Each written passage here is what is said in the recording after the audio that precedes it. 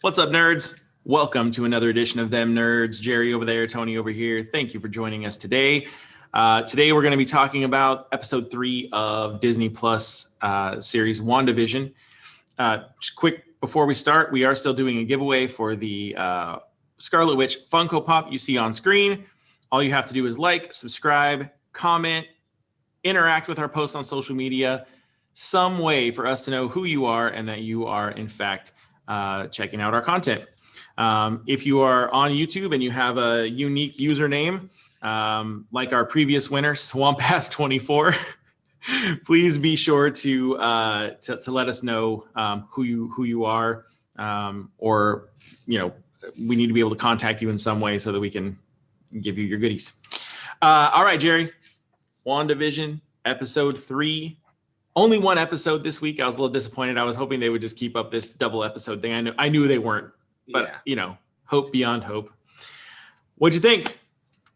I thought it was awesome. The progression that they made from the first 2 episodes, they're keeping in line where everything really is following this whole Mary Tyler Moore kind of feel to it. Dick Van Dyke still, the beginning of the feel of the show, it's very Brady Bunch. But if you were watching the title, the title screen, they actually play a lot of from when Mary Tyler Moore goes on her own, and from the Dick Van Dyke show. It's very reminiscent of her theme and her opening.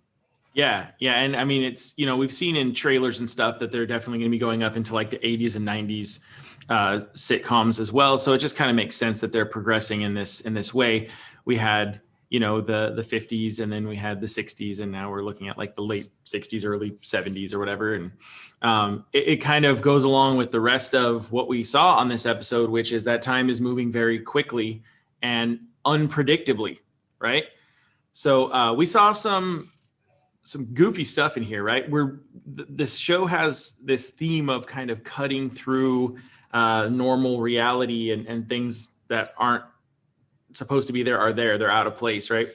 So like I was tripping out a little bit when I watched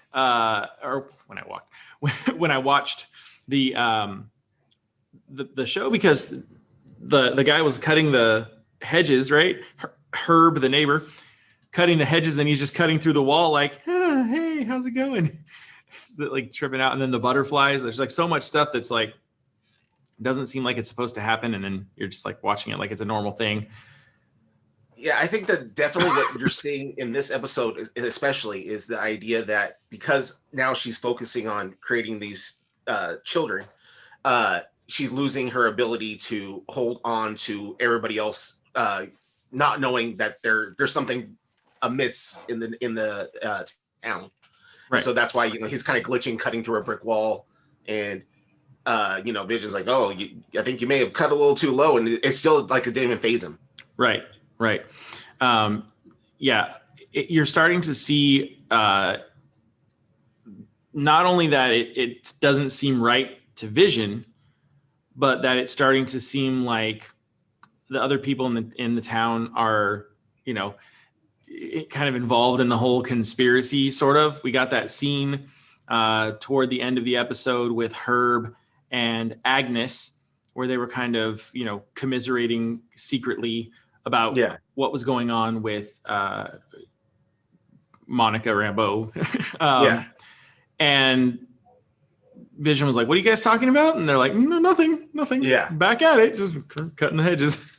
Yeah, but it almost was like, I don't remember the guy's name in the show, but Ralph's Agatha's husband. But he is trying to lead him to realize that something's wrong. Like when he just keeps saying, she's not. I think he says something like that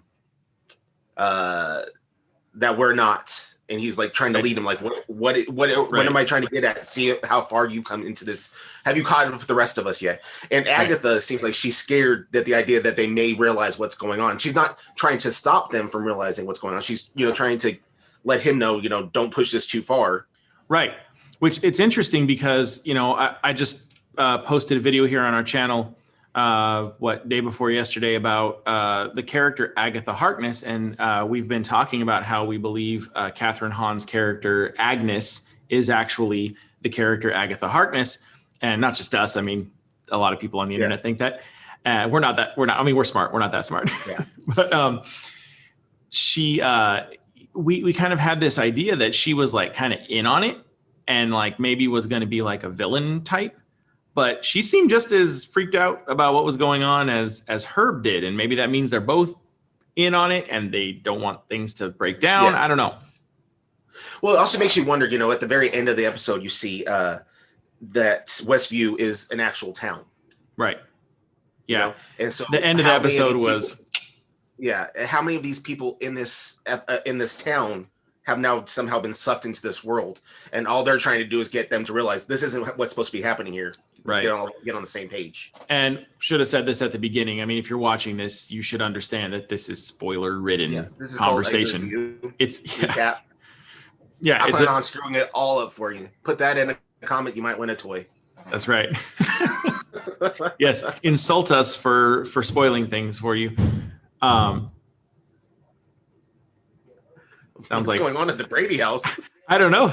It sounds like something's trying to come through my gigantic bubble town here.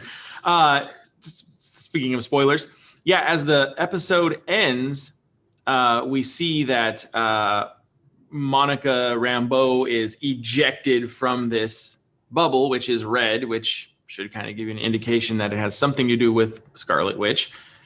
And as she comes out, you get this like wide pan of the town, and you see that it's like barricaded off.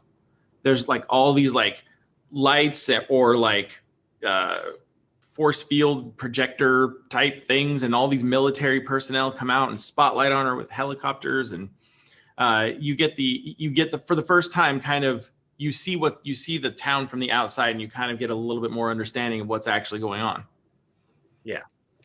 I also, this is the first that really since Age of Ultron that Wanda has made reference to her brother. Right. Yes. And it was. Go ahead. That was one of my favorite parts of the show, because like the first two episodes we talked about last week, they were good, and we know that something is coming based on those first two episodes, but they weren't like meaty, like, comic book action movie. They didn't follow the MCU very well. Like it just, you know what I mean? And when she was like, I had a brother, it was like, oh, here it comes. Yeah. Here it comes. I was a twin. Right. Yeah. I loved the mention of that. And then my very favorite part of the episode was when Monica kind of like this wave of realization. She was like, he was killed by Ultron. Yeah. She's like, what did you say? And she like kind of got this like villainous kind of look on her face. It's like, oh, what's gonna happen? So good. Yeah. And also when she talks about her brother, she immediately breaks into song, but she's singing it in where it was Sokovian, wherever they make Sokovian. You know what I mean? So she's singing this song like she's slowly reverting back or remembering. She's allowing herself to think. I think that's the reason why when she at that point, Wanda's thinking in the present. And so when Monica then says to her, he was killed by Ultron, she's lucid enough that she's like, wait, you shouldn't know this. Who are you? Why are you here? Right. And go ahead. Yeah. When Monica says that, I wrote down here last night when I was watching it, Monica's voice changed. Yeah, she went from that little, like very good times kind of way that blaxploitation shows used to do in the 70s to being very like, all right, we're getting down to the meat of it. Right. Almost like everybody when if you notice, like when Agatha and the gentleman next door start talking, when they're talking to each other, they're concerned. Now, when he's talking to Vision and all the other times of it, he's very campy also. Right. But then as soon as he starts telling him, like, we need to get you need to get with us. And so you realize what's going on here. He's talking very, matter of fact. Right. Yeah. Like it definitely gives you this impression that they are playing roles. Yeah. That they are trying to maintain some kind of semblance of this world that is not legitimate. Yeah. Right. And, I liked, we knew coming into this series that there was going to be a lot of like breaking down of reality and things were going to like, fall apart a little bit. But as we're seeing these moments, each one is like, oh, that's cool. Yeah. Oh, she mentioned Quicksilver. Monica mentions Ultron, that she's outside of the bubble now. Oh, like you start seeing these breaks, and it's like I'm really excited to see where it goes. I also thought what was neat about this episode was that, in the second episode at the very end, when the beekeeper comes out of the storm drain, you clearly see her rewind the universe to make that go away. Right. In this episode, there's a scene where Vision realizes something is not right here. Like, I'm glad you're realizing that with me. And then all of a sudden the TV glitches and he's standing back up, and he's now his dialogue is completely different. Yes. He's back to being just happy that they're there and what's going on. And very similar to the scene with Monica Rambeau. It's very, it happened off scene. You never saw what happens. Now we've seen the trailer, so we know what happens. Right. But in this part of it, he comes in. He's like, "Well, where's she at?" "Oh, she had to go." It's very, it's almost sinister. Like, what aren't we seeing? What is she keeping us from seeing? Right. Yeah, and I'm glad you mentioned the beekeeper thing, because I got the vibe when the beekeeper thing happened and she did the rewind that she was like protecting herself and Vision from danger. But then on this episode, when she did the rewind, she rewound Vision himself. Yeah. Like, no, she's not there to protect both of them. She's like protecting herself. Yeah. And if that means rewinding or wiping the memory or doing whatever with her husband, then she's fine with that. Yeah. But, and we keep calling her Monica Rambeau. That hasn't actually been mentioned on the show. Geraldine. Her name's Geraldine. Oh, hey, Wanda. Hey, Wanda. Yeah. Your brother was killed by Ultron. Oh my God. I thought that was actually pretty funny, because when you see her in the last episode, it's very, 50s, everybody's very uptight, even her, like, and all of a sudden you come in here now and she's like, about to jive turkey you. Right. Yeah. She went from the nice, respectable, the acceptable African-American behavior to now she's like, I'm starring in my own version of Foxy Brown. Yeah, it was good times. Like, like if you grew up watching shows like that, that's what it was. Right. Like, it was very, dynamite. Right. Those like subtle differences in wardrobe and like the verbiage and the way that they behave. I love that, because it really goes along with like this whole, TV series progression thing that we're going to be seeing over the course of the series, which, by the way, we only have 6 episodes left of, right? It's a 9-episode season. Yes. So we only have 6 episodes left. It goes till March, but it's going to be one of those things that at the very end of it, we're going to think like it wasn't enough. Right. Definitely going to have to binge everything at the end and kind of refresh our memories. A couple of things that, I jotted down here that I thought was kind of interesting. We talked a little bit about the possibility of Mephisto being involved in this because of his involvement in the comics, with the conception of the twins. The upside down cross on Geraldine. I don't have any other frame of reference other than that being kind of a like satanic sort of emblem, and I wonder if that's where they're going with that, or if there's some other significance. I thought it was a sword. Was it a sword? Yeah. I got to get a bigger TV, man. Yeah, someone gave me a 65-inch one, so I could see it. It had a hilt on it, so I'm assuming it was a sword. Oh, okay. I'm gonna have to go back and watch again. But I did notice that there are upside down crosses throughout the house. Like when they're in the Dick Van Dyke part of the house, and she's in the kitchen cooking, the sliding glass door has upside down crosses on the door. Okay. All right. Well, so I think that's definitely could be a possibility. I also noticed with the beekeeper, immediately when I saw that, I thought AIM, right? Right. Or AIM, or whatever you want to call it, which was obviously referenced in Iron Man. But then the other thing that I kept noticing, during the Brady Bunch intro, it was always squares, right? Yeah. These were hexagons, which the hexagon is also a symbol for AIM or AIM. AIM, yeah. Because it's very B, looking. And then if you notice the way that they all come together, they kind of make up a hive as they're scrolling down your screen. So I think that there's multiple organizations working together to putting this whole, Michigas together. You're getting me all verklempt. Yeah, the other thing that was a little bit exciting for me was acknowledging the names of the twins, right? We have Tommy and Billy, of course. Tommy, a reference to Tommy Shepard, aka Speed. Billy, a reference to Billy Kaplan, aka Wiccan, both members of the Young Avengers. Knowing that we have Kang the Conqueror coming up in Ant-Man 3, and what's the doggone subtitle of that one? Quantumania.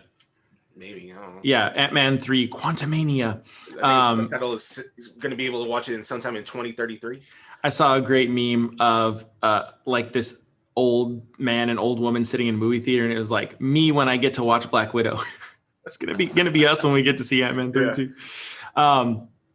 So I mean, the idea that we have, she's bringing up Pietro, and we're hearing about Ultron again, and we have this kind of recurring theme with the twins now, with these two characters that most likely are going to go on to be characters that we know from the comics, especially with the time progression. She had these kids like in a couple days or whatever, right? Yeah. So we have to assume that by the end of the remaining 6 episodes, these kids could be teenagers. So we could be looking at the actual, fully formed Wiccan and Speed by the end of this series. Well, in the comic books, the children are killed as children, like they're still small, by Mephisto, or I guess reabsorbed. But when she recreates them, they are then teenagers. I also thought that the play of calling him Billy, which obviously was from the comic books, that was the name of the kid. But the way that he did it, where he's explaining the reason why he likes it, is he's like, talking about William Shakespeare, and he makes it a point to actually say a passage from William Shakespeare. Vision has a comic book, a small series that he had where he actually created a life that's very similar to this whole Westview thing, where he has an android wife and android children. And in that show, he has a son who is obsessed with William Shakespeare. So it's almost like, it's like you're getting both ends of the story. And we do know that this is slightly based off of that series also. Right. And is that the storyline that's connected to the address 2800? No, this is it might be. I would have to go back and look. Yeah, we were talking about that last week, but I also liked when he was talking about the kid being, called Billy after William Shakespeare or whatever. The passage that he read, from Shakespeare was about all the world being a stage and all the people just being actors. Yeah. Right. Hello, on the nose there, Vision. Now, what I've also noticed is that all 3 ads so far. So if everybody I'm guessing at the end of the show, each person is probably going to be playing some kind of role in her that she's came encounter with throughout her life. Yeah. The actors that are all in all 3 commercials are the same exact woman and man, which makes me wonder, could they possibly be her adopted parents? The toaster coming down when Quicksilver and Scarlet Witch first talked to explain why they are the way they are. They say that the bomb blew up their apartment building, their parents are gone, and then another one came to kill them, and it just dropped and did nothing, and there was only one word written on it, which was Stark. And then you see the toaster, and what do you see on the toaster? The lights blinking, which is exactly what they said happened on that missile, and then it just says Stark. Right. So I think that there's a possibility that these 2 people are a representation of her parents. Or her adopted parents. That's a great observation. I think you're right. And the analogy with the toaster being like a metal object with blinking red lights saying Stark, you're totally right. The commercial is great. Yeah. It's very Kelgon. Well, and did you notice, this is a recurring theme also, it was called Hydra Soak, but the tagline for it was create a world, right? Yeah. We keep getting these little hints that that's what's going on here. And it's just, for all of us that kind of, have followed this and we know what we're probably going to be seeing, we're just like, yes, keep giving us more hints. We want to know what's going on.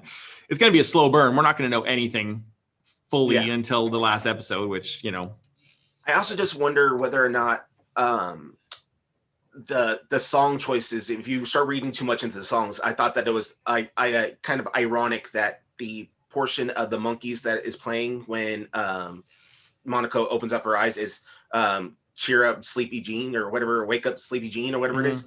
Oh, what can this mean? You know what I mean? To a daydream believer. And I thought to myself, man, I mean, if I'm going right on the nose, we all know there's a powerful psychic named Jean Grey that could this be a possibility where you're hinting at it even through the words of a song? Because you're picking a particular part of a song. Well, I mean, if we're talking about reading too much into things, I'm just going to go quickly back into my text messages from last night. I'm going to show you a picture that I sent Jerry. There's all kinds of green screen stuff going on there, but this was the soap on the counter behind Wanda. And I texted Jerry and I was like, coy, like McCoy. I'm sure he was like, but I mean, hey, this is what we do, you know? Well, I think that's the whole point of the show too, is that she's kind of susceptible to outside, subliminal messaging. Right. I believe that Koi was in the last episode also at a store or something like that, or maybe it was on the shelf of the opening sequence.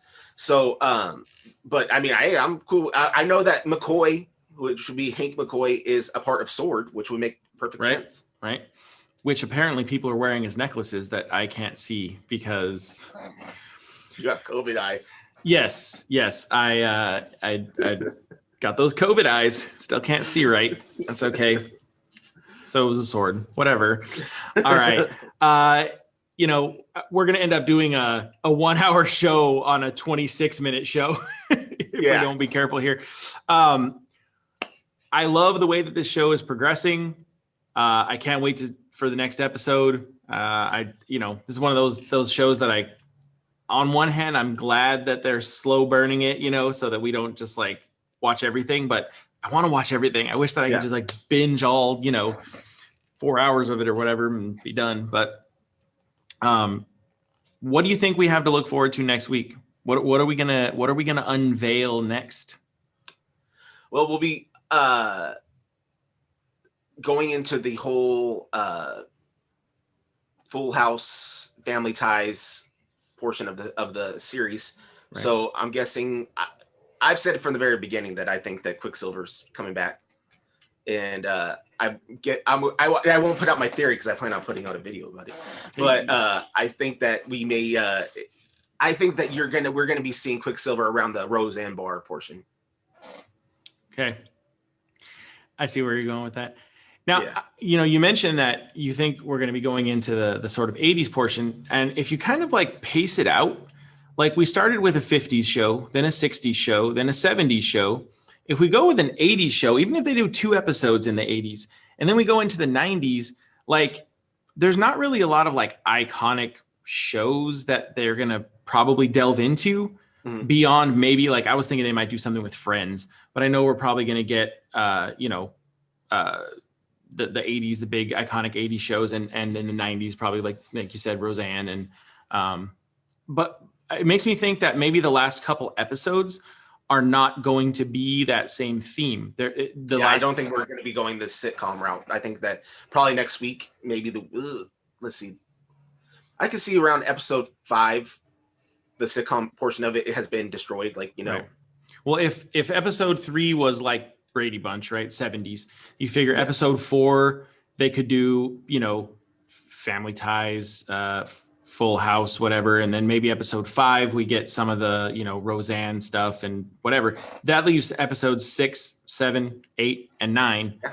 And you have to assume that, with the way that the holes in reality are appearing already, that's probably going to be, the back half of the show is going to be kind of. I'll give a theory that I literally just thought of this right now. I'll go ahead and give this theory of it. Literally just thought of it. If we don't go the Roseanne route, which I really do feel that that's the way that Quicksilver will be introduced, I will say the other way I think that it will be introduced, and the reason why we may stop seeing the sitcoms happen. If the Full House route is really what happens, and they go to they go the Full House route, and that's what the next sitcom is going to be. What happens in Full House? What's the premise of the first episode? It's a widow. My guess is Vision doesn't make it to the next episode, causing her to go crazy. What also happens in that episode? the uncles move in. Right. Two of them. Yeah. Although Joey's not technically an uncle. My wife and I have this argument all the time. Yeah, it's just Uncle Jesse. Yeah. Joey's just Joey. Listen, my kids have an Uncle Jerry and we are not related. So, you know what I mean? But I also have my own house. True. That is true. Cut it out. Oh, God. Pathetic. We're pathetic. So I'm and it makes sense because if you think about it, maybe we're thinking about it wrong, right? So when you watch the trailer, you really are gonna make this an hour one. That Agatha says that line to Vision at the car in the trailer where she's driving and she's kind of paused and he walks over to her and he talks to her but he's in his Vision look, right? Right. And she says, "Am I dead?" And he says, "Why would you say that?" She, "Because you are." Maybe he doesn't. Maybe we're not talking about the real world. Maybe he's dead in Westview. Maybe.